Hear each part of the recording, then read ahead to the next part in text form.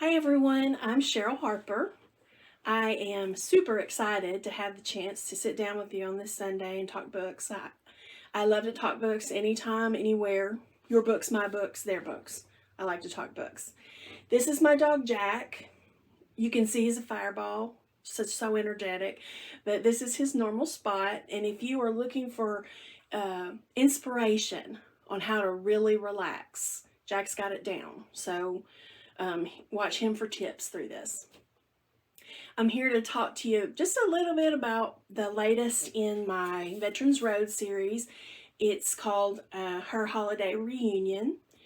This series takes place at a townhome, well, the community is a townhome complex around Miami that's been built to give military veterans who are just leaving the service 2 years to adjust to civilian life. They can take the time to find the job that they really want or go back to school and finish a degree, whatever, those are the rules. Find a job or go back to school. And this book is a Christmas book. I've got a married couple. Their marriage is in trouble, and Christmas is coming up. The heroine, Mira, has sent divorce papers to her husband because she is pretty clear that they both deserve to move on. They both deserve more than this separation that they've had for so long. He's living in Atlanta where he has a job that he's good at, and she is in Miami with her family and this new career where she's become a science teacher, a high school science teacher. So she is not afraid of anything, obviously, and she loves it. So they've both waited long enough. For her, it's time to move on. He's not so sure, so he drives from Atlanta to Miami to surprise her. This is his first visit, and it's Christmas. He showed up at her door wearing an elf hat and a red bow, and she's not super excited about this surprise. So he's going to see if he can't convince her to just give him another shot. Everywhere he looked here, there was a piece of Mira. What she lacked in space, she'd made up for with style. The walls of their house in Atlanta were still bare. He'd never mustered the energy to solve the problem himself. Besides that, he preferred minimalism. Mira's style, not minimal at all. Her furniture was mismatched but put together well, as if it might have been a careful choice. The odds and ends scattered on tables, and the pictures reflected a lifetime of moves. He'd expected Mira's military brat training to make it easy for her to call any place home. Apparently that had been true of Miami, but not Atlanta. Boxes lined the floor under the bar. Was she packing? "I didn't know you liked Christmas this much," he said. He ruffled the fringe on a blanket thrown over the arm of her cushy couch. It had a scene of Santa's workshop, complete with a line of busy elves assembling toys. Everywhere he turned, there was something else to frown at. "I never realized someone could like the holiday this much." A Christmas village lined the top of the eat-in kitchen bar. He counted 3 Christmas trees in the room. One traditional live evergreen, one metallic hot pink with white ornaments, and a tiny one perched on top of the refrigerator. When he faced her, she was perfectly framed. A bookshelf on either side of a comfy chair with a stack of papers next to it. 3 or 4 shelves were crammed with paperbacks. The rest displayed snow globes in a variety of sizes. To buy precious seconds to form clear thoughts, Rob swept off the elf hat and ran his hand through his hair. He was pleased at the way her eyes tracked every movement, until he tossed the hat down on her stack of papers. Her eyes were still locked to his hands. Then he saw her notice how long she'd been staring. Pink lit her cheeks, and she straightened. "The clutter is killing you, isn't it?" Mira asked as she plopped down in her chair. "Don't feel like you have to make polite conversation on my behalf. I read your last email about all the hours you're working in Atlanta on the task force you joined. All I need is the signed paperwork." This was where they'd always gotten along. Neither one of them danced around the issue. "I haven't signed them, Mira." Rob moved one of the reindeer throw pillows out of the way and sat down. Soft, warm comfort immediately swamped him, and he had to admit her furniture choices were a lot better than the ones he'd made. Sitting on his couch at home was like being in a doctor's waiting room. No one stayed any longer than they had to. She closed her eyes to inhale slowly. That made it easier to catalog the changes he'd missed since they'd been apart. They were hard to find. Mira hadn't seemed to age. In fact, some of the restless tension that he'd always observed in her shoulders had eased. Her new life was suiting her well. Why not? That makes no sense. She untangled her arms. We're living separate lives. This should be painless. Painless, he repeated. There wasn't much about his return home that he'd call painless. Giving up a job he loved to build something brand new had been hard. Disagreeing with the one woman who could convince him to make a decision like that had been hard. Remembering how tears sprang up when he told her he'd left the army only because she asked it. Giving up the one thing he cared about most. Yeah, that kept him up at night. Mira never cried.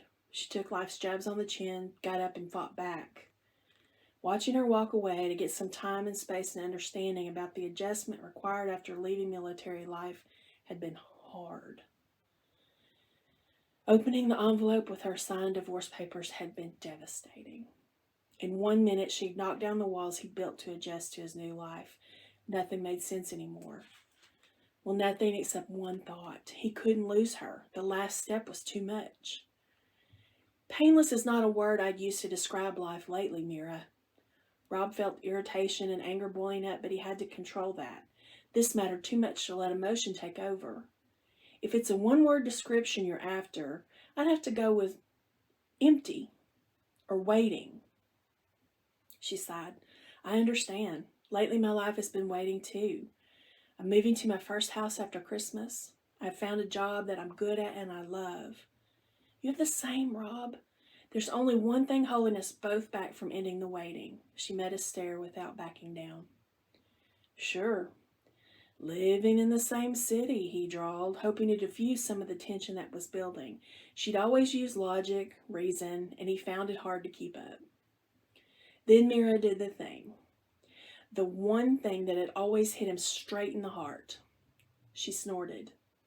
His beautiful, smart, tough wife snorted like a teenage girl to show him how little she thought of his answer. And then they both laughed, like they always had. Not what I meant, Mira murmured as her lips twitched, as you very well know. He nodded and bent forward to brace his elbows on his knees and ignored the pull across his shoulder. I've missed you more than any other person or place in this world. I know what will make me happy. You in Atlanta with me. What will it take to convince you? Mira groaned. We don't work. We want different things, Rob. If you love me, please consider that I have built the life I've dreamed of here in Miami. She held out both hands as if to show him. It's like I'm alive here. I don't want to give that up. Alive. She was alive here. Rob wished she didn't know what she meant. Mira was asking for what she wanted. The short time they'd been together in Djibouti, they'd argued more over what they hadn't said than what they had. But she was laying her cards out now. Rob wanted to make her happy, but no intelligent man would watch her walk away a second time without a fight. This time he understood what he'd be missing if he couldn't change her mind. He had to buy some time to convince her she belonged back in his arms. An idea suddenly occurred to him, the perfect solution. He had one thing she wanted, a signature on their divorce papers. I'm not signing those papers tonight, Mira. Rob stood slowly, conscious of the fatigue muscles that protested leaving her comfortable couch. I'd like the chance to prove to you that we deserve another shot. I gave it too easily last time, so let's make a deal. When Rob stood, so did Mira. She hadn't expected this answer from him, so she was unprepared. Over a lifetime navigating unfamiliar territory, she'd learned to match her opponent's energy. Rob was calm. She could be too, but she couldn't let him box her in. Finding him at her door had stirred up that aching memory of how safe she'd felt next to him. Her first instinct had been to touch him, even now. Would that ever go away? To keep her eyes on the plan, to free them both up to create real, full lives, she needed to get him out of her space. We don't need to negotiate, Rob. We aren't going to agree on this. I understand, Mira said as she pointed to the door. You can go ahead and leave. I don't have to have your signature on those papers. This was the easiest way to get the divorce done, but it's not the only way. Rob bit his lip. How many times had she watched him do that? When would it lose the power to stop her in her tracks? This guy, who knew how to charm people into agreeing with his decisions, showing any uncertainty, caught her every time. When he'd offered to buy her a beer to introduce himself in the hot, loud bar off base, his sheepish look had caught her off guard. Her clear "no thanks" had been unexpected.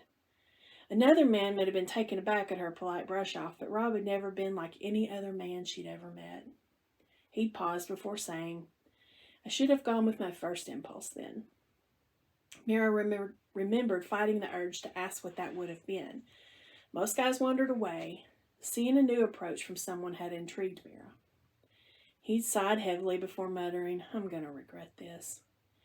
Mira watched him slide onto the stool next to her and brace himself. Where do generals keep their armies? Then he'd held up his fingers for the bartender to bring 2 beers. In their sleeveys. Mira had stared hard at the sweating beer mug the bartender set in front of her before giving in. She'd laughed way too hard at the tired joke, but it hit exactly the right time in the right place, and that grin had unlocked one of her gates. Tonight he shook his head. Whatever the options he was considering, so far they were disappointing and didn't compare. No, I don't want divorce the hard way either. Rob held out his hand. Mira had to fight the reflex to slip hers into it. I don't want that either. I don't want us to be enemies, Mira. She could hear the pain of heartbreak in his voice, and it matched her own. Don't do that, Mira whispered as she crossed her arms again. Saying my name like that. She huffed out a breath. He'd always had the power to stop her in her tracks with one word.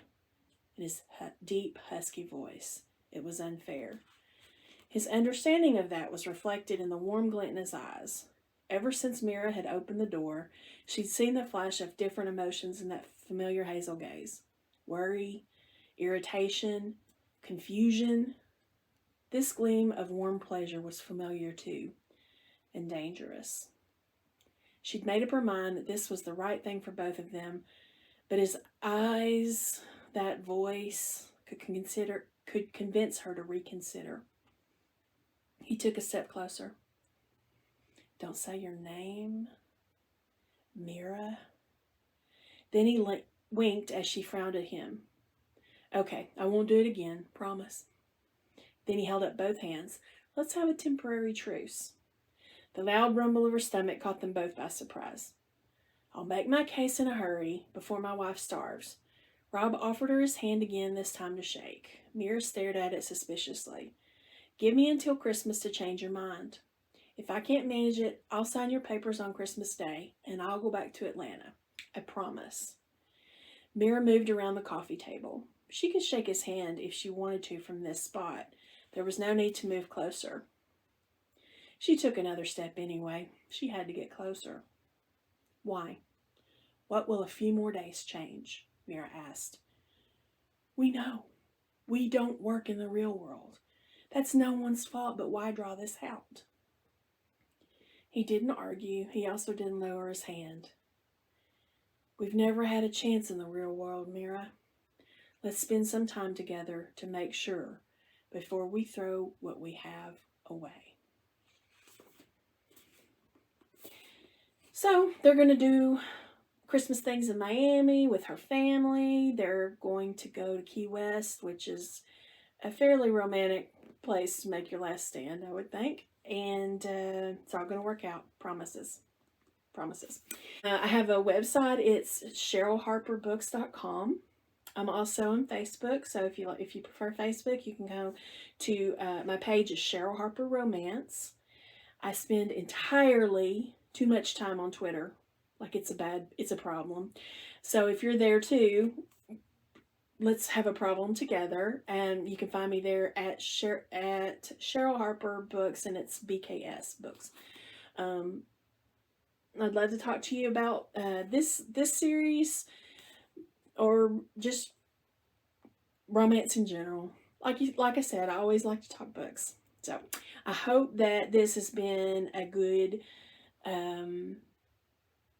time to relax, and I hope that the rest of your afternoon or whenever you happen to see this, you have time to spend with a good book. Thanks.